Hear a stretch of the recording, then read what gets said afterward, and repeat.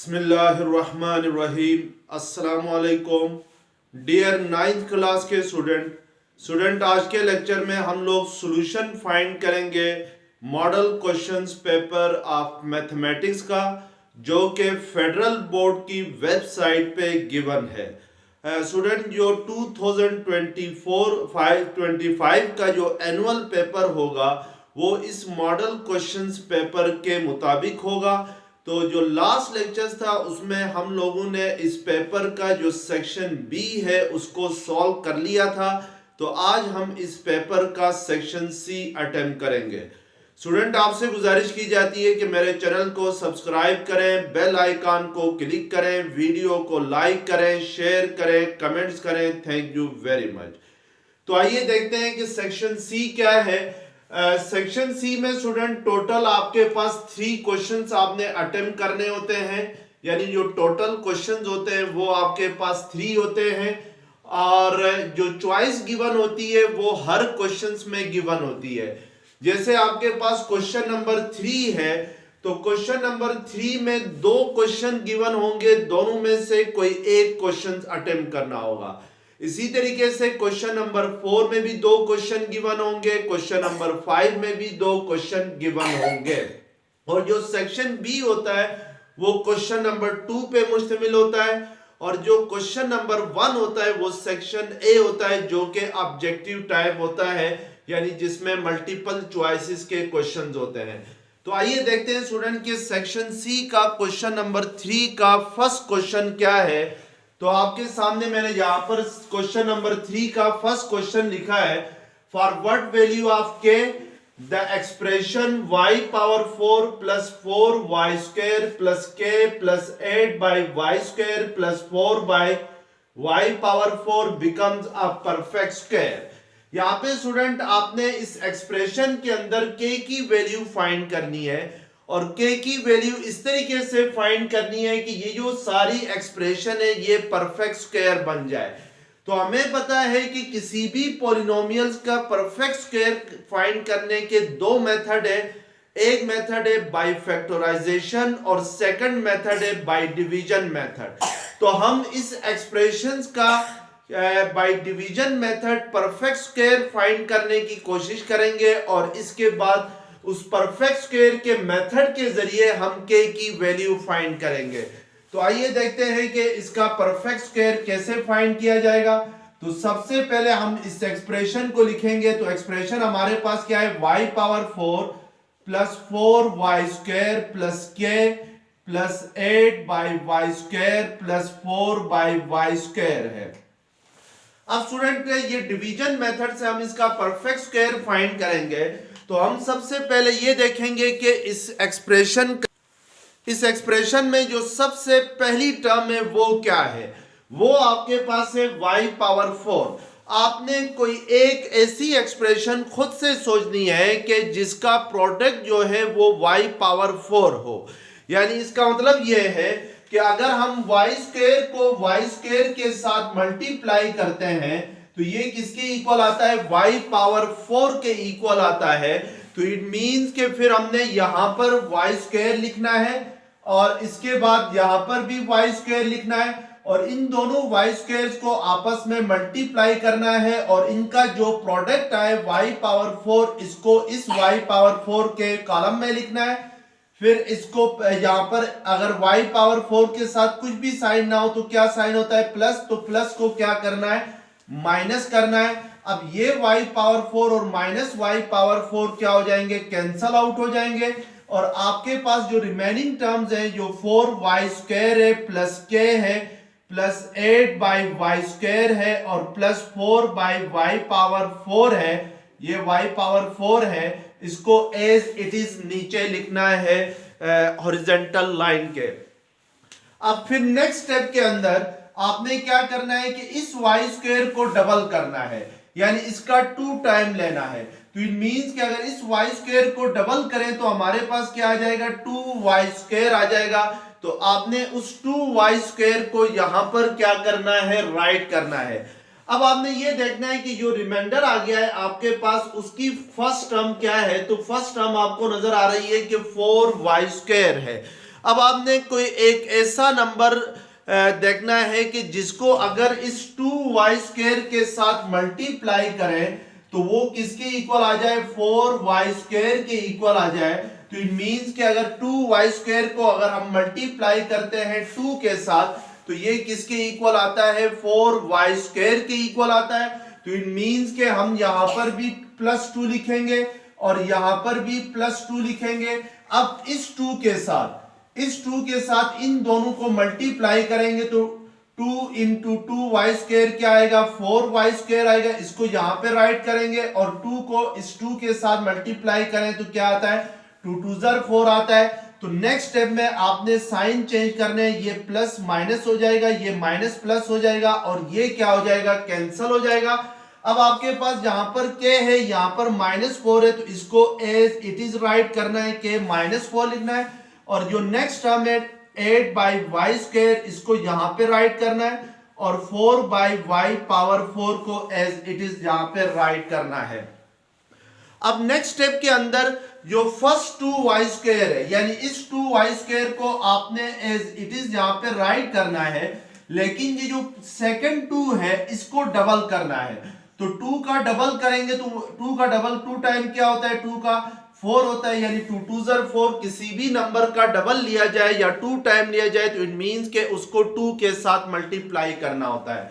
अब स्टूडेंट आपके पास यहां पर जो फर्स्ट टर्म है वो k -4 है। तो अब आपने एक ऐसा नंबर सोचना है कि जिसको अगर 2y² के साथ मल्टीप्लाई करें तो k -4 आ जाए।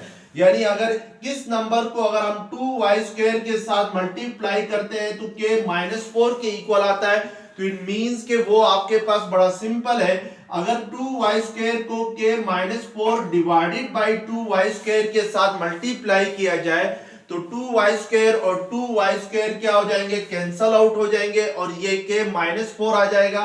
इट मींस के अब हम यहां पर क्या लिखेंगे, k -4 डिवाइडेड बाई 2y² लिखेंगे और यहां पर भी plus k -4 divided by 2y² right करेंगे।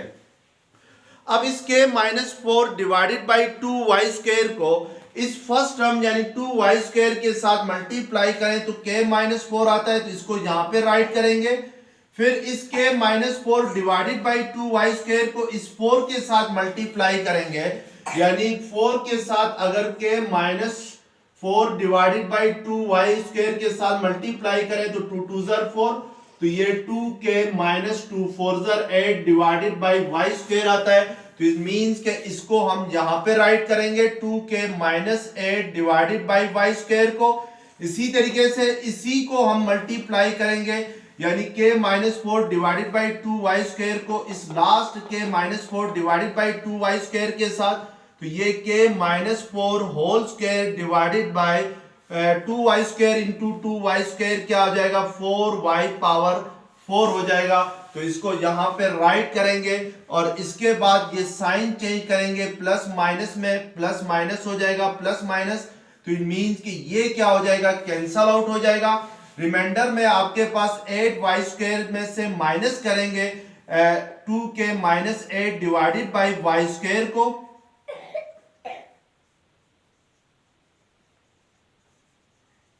और यहां पर 4 डिवाइडेड बाई y⁴ में से माइनस करेंगे k -4 whole power 4 divided by 4y⁴ को। अब स्टूडेंट याद रखना है आपने कि जो रिमाइंडर होता है परफेक्ट स्क्वायर, रिमाइंडर को क्या होना चाहिए, 0 के इक्वल होना चाहिए। हमने इस क्वेश्चन में एक्चुअली जो फाइंड करना है वो ये फाइंड करना है कि k की वैल्यू क्या होगी। यानी हमारे पास ये रिमाइंडर आ गया तो हम कह सकते हैं फॉर परफेक्ट स्क्वायर, यानी परफेक्ट स्क्वायर होने के लिए इस गिवन एक्सप्रेशन को जो रिमाइंडर है उसको किसके इक्वल होना चाहिए, 0 के इक्वल होना चाहिए। अब हमारे पास रिमाइंडर ये दोनों आ गए, यानी y² वाली टर्म्स और y⁴ वाली टर्म्स ये दोनों आ गई है। तो इट मींस के इन दोनों को 0 होना चाहिए। इट मींस के आपके पास क्या होना चाहिए, अगर मैं इन दोनों में y² को कॉमन ले लेता हूं तो 8 2k -8 इसको भी 0 के इक्वल होना चाहिए। यानी इन दोनों में अगर y² कॉमन ले लें हम लोग बाहर ले लें तो ये 1/y² क्या आ जाएगा, कॉमन आ जाएगा। और इसी तरीके से यहाँ पर 1/y⁴ को कॉमन ले लेते हैं तो ये बाहर आ जाएगा। तो इन दोनों को क्या होना चाहिए, 0 होना चाहिए। अगर ये 0 के इक्वल होगा तो फिर रिमाइंडर 0 के इक्वल आ जाएगा। तो हम इस फर्स्ट एक्सप्रेशन को यानी 8 - 2 ब्रैकेट में 2 के -8 को 0 के इक्वल रखते हैं तो यहां से 8 - 2 के +8 हो जाएगा इक्वल टू 0। तो ये 8 + 8 क्या होता है 16, 16 - 2 के इज इक्वल टू 0। तो यहां से 2 के किसके इक्वल आएगा 16 के, तो के किसके इक्वल आ जाएगा 8 के इक्वल आ जाएगा, यानी 2 सेकंड साइड पे जाके 16 के साथ क्या होगा डिवाइड होगा। या आपने क्या करना है, जो सेकंड एक्सप्रेशन है 4 के -4² डिवाइडेड बाय 4, इसको किसके इक्वल पुट करना है, इसको इक्वल टू 0 के इक्वल पुट करना है। तो फिर भी यहां से आपके पास जो के की वैल्यू आ जाएगी वो क्या आ जाएगी 8 के इक्वल आ जाएगी। तो इस तरीके से आपने क्या करना है, इस के की जो वैल्यू है वो फाइंड करनी है by definition of perfect square. अब क्वेश्चन नंबर 3 का सेकंड पार्ट है, यानी जो सेकंड क्वेश्चन में गिवन है क्वेश्चन नंबर 3 का, वो है slope of the sides of triangle ABC are given as m1 is equal to 3/2, m2 is equal to -3/2 and m3 is equal to 2. Find interior angle of triangle ABC. यानी एक triangle ABC है, उसकी जो sides की slope है वो given है और आपने उस ट्राइंगल के इंटीरियर एंगल्स को फाइंड करना है। जैसे लेट्स सपोज अगर मैं आपके सामने एक ट्राइंगल ABC बनाऊं तो फर्ज करें ये हमारे पास ट्राइंगल ABC है। जो साइड AB की स्लोप है उसको लेट्स सपोज हम m1 कहते हैं। तो m1 हमारे पास क्या है 3/2 है। जो साइड BC है इसकी स्लोप को लेट्स सपोज हम m2 कहते हैं। तो ये हमारे पास क्या गिवन है क्वेश्चन में -3/2 गिवन है और m3 इक्वल है 2 के। आपने इस ट्राइंगल ABC के इंटीरियर एंगल्स को फाइंड करना है। इंटीरियर एंगल मींस कि जो अंदर साइड इस ट्राइंगल के अंदर जो एंगल्स हैं उनको फाइंड करना है। लेट्स सपोज वर्टेक्स A के साथ जो एंगल होता है इसको हम अल्फा कहते हैं। वर्टेक्स B के साथ जो एंगल है उसको हम बीटा कहते हैं। वर्टेक्स C के साथ जो एंगल होता है उसको हम क्या कहते हैं गैमा कहते हैं। तो इट मींस कि हमारे पास जहां पर हमने जो फाइंड करना है वो अल्फा फाइंड करना है, बीटा फाइंड करना है और गैमा फाइंड करना है। अब स्टूडेंट किसी भी अगर स्लोप गिवन हो और एंगल फाइंड करना हो दो ट्राइंगल्स के दो लाइंस के दरमियान, तो उसके लिए फार्मूला आपकी बुक में गिवन है। लेट्स सपोज अगर हमने एंगल अल्फा फाइंड करना हो तो अल्फा किसके इक्वल होगा, tan अल्फा इक्वल होगा m2 - m1 divided by 1 plus m1 into m2 के इक्वल होगा।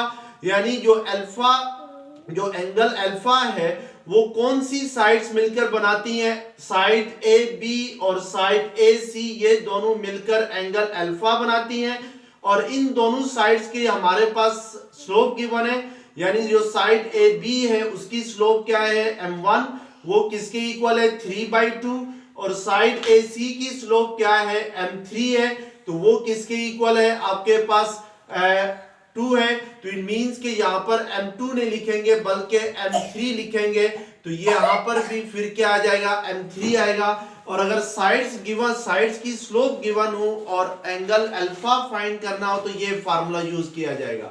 इसी तरीके से tan बीटा फाइंड करने के लिए जो फार्मूला यूज होगा वो हम देखेंगे कि कौन सी दोनों साइड्स मिलकर बीटा बनाती हैं। तो AB और BC ये दोनों साइड्स मिलकर एंगल बीटा बनाती हैं। तो AB की जो स्लोप है वो m1 है और BC की जो स्लोप है वो m2 है। तो इट मींस कि यहाँ पर फिर tan बीटा इक्वल होगा m2 - m1 divided by 1 plus m1 into m2 के इक्वल होगा। तो हम अब इस फॉर्मूलाज के जरिए से एंगल फाइंड करेंगे। पहले हम tan बीटा फाइंड करते हैं। तो tan बीटा किसके इक्वल होता है, m3 minus m1 divided by 1 plus m1 into m3 होता है। तो m3 की वैल्यू हमें क्वेश्चन में गिवन है, m1 की भी वैल्यू गिवन है। m1 क्या है, 3/2 है, m2 क्या है, -3/2 है, और m3 की वैल्यू क्या है, 2 है। तो इन वैल्यूज को हम पुट करेंगे तो ये 2 माइनस m1 क्या है, 3/2 है, divided by 1 plus m1 into m3 है। तो m1 आपके पास 3/2 है और m3 आपके पास 2 है। तो ये 2 और 2 कैंसिल हो जाएंगे। तो नोमिनेटर में 2 एलसीएम आएगा, 2 2 ज़र 4, 4 माइनस 3 डिवाइडेड बाई 1 प्लस 3 होगा। तो इनको मजीद सिंप्लीफाई करेंगे तो 4 माइनस 3 1/2 होता है और 1 प्लस 3 4 होता है। तो दैट विल बी 1/2 इंटू 4 होगा और ये किसके इक्वल आ जाएगा, 1/8 के इक्वल आ जाएगा। तो इस तरीके से हम लोग क्या फाइंड करेंगे, tan बीटा की वैल्यू फाइंड करेंगे। अब tan बीटा आपके पास किसके इक्वल आ गया, 1/8 के इक्वल आ गया। तो इट मींस कि बीटा किसके इक्वल आएगा, tan इनवर्स ऑफ 1/8 के इक्वल आएगा। यानी जो बीटा है उसकी वैल्यू क्या आ जाएगी, tan इनवर्स ऑफ 1/8 के इक्वल आ जाएगी। अब हम इसको सिंप्लीफाई करते हैं बाय यूजिंग कैलकुलेटर। तो फिर बीटा किसके इक्वल आ गया, बीटा इक्वल आता है 7.12 डिग्री आता है। अब हमने अल्फा फाइंड करना है। तो बाय डेफिनेशन tan अल्फा किसके इक्वल होता है, m3 minus m1 divided by 1 plus m1 into m3 के इक्वल होता है। तो m3 आपके पास क्या है, 2 माइनस m1 क्या है, 3/2 है, सॉरी m2 होता है, m2 not m3। tan alpha यहां पे स्टूडेंट ये tan अल्फा था और क्योंकि यहां पर देखें हमने गलती ये की है कि tan अल्फा फाइंड करना था हमने, तो अल्फा m3 और m1 मिलकर बनाते हैं। तो इन मींस के आपके पास जो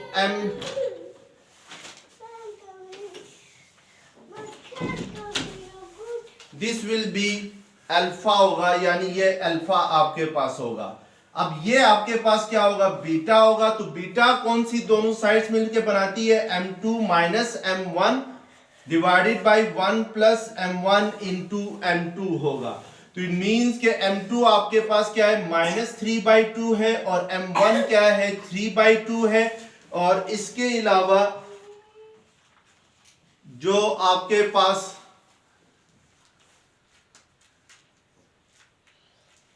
divided by 1 plus m1 into m2 है। तो m1 आपके पास 3/2 है और ये -3/2 है m2। तो इन दोनों को अगर हम सॉल्व करें तो -3/2 किसके इक्वल होता है, ये इक्वल होता है आपके पास 2 एलसीएम आएगा, -3 -6 और डिनोमिनेटर में आपके पास 4 एलसीएम आएगा। तो ये आपके पास 4 1 ज़र 4, 4 माइनस 9 क्या होगा, -5 होगा।